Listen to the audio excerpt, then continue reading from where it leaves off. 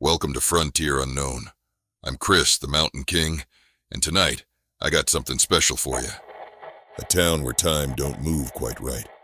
A scientist who vanished without a trace. And a signal. A transmission from somewhere or somewhen. It ain't supposed to be. Stick around, and let's see just how far this rabbit hole goes. Time moves forward. That's what we've been told. A straight line. An arrow. But what if that ain't the truth? What if time ain't so steady? What if it bends, loops, even cracks? Static surges, then silence. The narrator continues, voice steady, grave.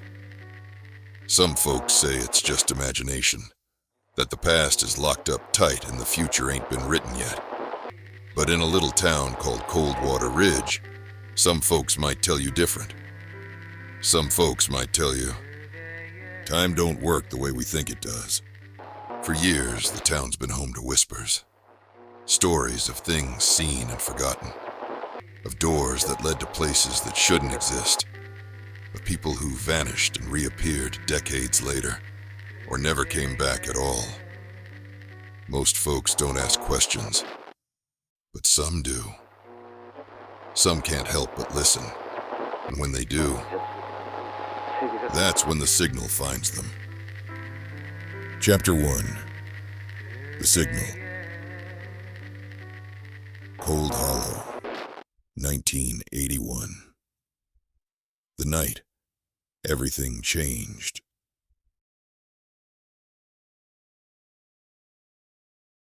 The first time Elijah Monroe heard the signal, he didn't tell anyone. It wasn't because he thought no one would believe him. It was because something, deep in his bones, deep in his gut, told him he wasn't supposed to hear it.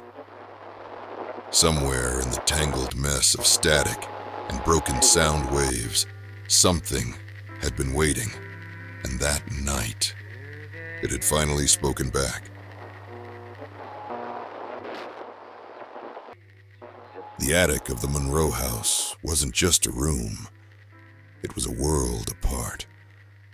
Elijah had spent more nights up here than he could count, tangled in wires, drowning in hissing white noise and the flickering glow of radio dials. His ham radio, a mess of knobs, cables, and custom modifications, was the only thing that made Cold Hollow feel bigger than it really was. He wasn't just a kid in a nowhere town when he was up here. He was listening in on something greater.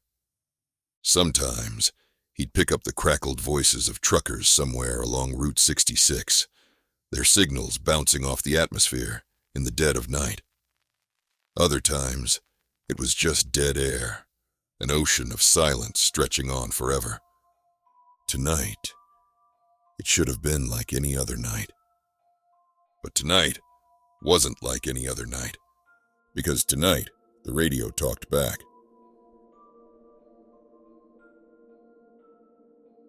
"2:43 a.m. A sharp hiss of static filled his ears. Elijah frowned, adjusting the dial. The frequency flickered, 4.315 megahertz, 4.317 megahertz, 4.320 megahertz. The hum sharpened, and then a voice, a whisper, barely more than a breath, curling around the static like it was being pulled through from another world. "They're coming. Don't trust the numbers." Elijah's blood went ice cold. His hands flew to the dial, twisting it back, scanning, searching. Nothing. Just the soft hum of dead air. The attic pressed in around him, the silence now heavier, as if the whole house was listening. Then, tap, tap, tap. 3 slow, deliberate knocks from inside the walls. The house creaked around him, a long, aching sound that didn't belong to the wind. Elijah didn't breathe. didn't move because he knew this house. He had lived in it his whole life, and there was nothing behind that wall. At least, there shouldn't have been. The air was colder near the paneling. He reached out, hesitating, before pressing his palm against the wood. It was warm. Too warm. His heart hammered. Something moved. The knock came again. Tap, tap, tap. It was coming from inside the wall. A slow exhale left his lips, shaky and uneven. His hands were clammy, the flashlight damp in his grip. Then, a whisper. Not spoken, not heard, but felt. You weren't supposed to hear it. Elijah jerked back. The chair scraped against the floorboards. His flashlight clattered to the ground. The air pressed in, thick and heavy, watching, and then his eyes landed on the notepad, the one he had been writing in just moments ago. The frequency he had scribbled down, 4.320 megahertz. It had changed, and beneath it, in his own handwriting, the gateway opens. By morning, Cold Hollow was the same. It always was. The sky was the same dull stretch of blue. The stores opened at their usual sluggish pace, and the town carried on like nothing was different. Except everything was different, because Elijah had heard something that wasn't supposed to be heard. He had written something he hadn't written, and someone, or something, had knocked from inside his attic walls. At school, he told Maggie Harlow, the only person who might actually believe him. She sat across from him at their usual cafeteria table, eyebrows raised, skepticism written all over her face. You're saying a voice on your radio told you don't trust the numbers, and then your own handwriting changed? Elijah nodded. Okay, she said slowly. That's not creepy at all. She sighed, drumming her fingers against the table. Did you record it? No. Well, that's convenient. Elijah glared. I know what I heard, Mags.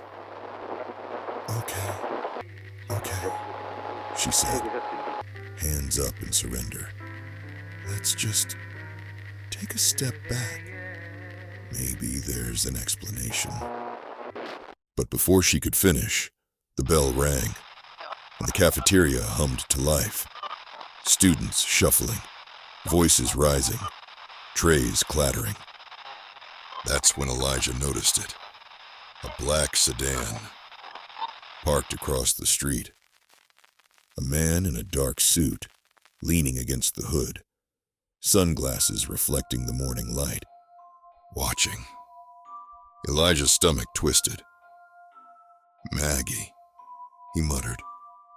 She followed his gaze, and then the car's engine rumbled to life. It pulled away from the curb, disappearing around the corner. Gone. Maggie swallowed. Okay, she said carefully. That's weird.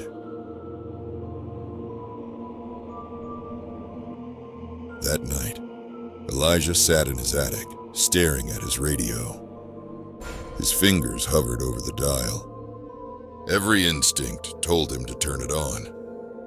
Every instinct told him not to. But Elijah Monroe had never been good at ignoring questions. So he turned to the dial. The radio crackled. Static poured through the speakers, shifting and humming, just on the edge of something real. And then, a sound. Not a voice this time, A low, thrumming hum, almost like a heartbeat, and layered beneath it, a whisper. "We see you." Elijah's hand jerked away from the dial. The radio cut to silence. The attic pressed in around him, colder than before. And for the first time in his life, Elijah felt truly, impossibly alone. Then, from behind him, a shadow moved. "Some mysteries don't want to be solved." Some signals aren't meant to be heard. But what if you couldn't stop listening? What if the signal was listening back? "They're coming,"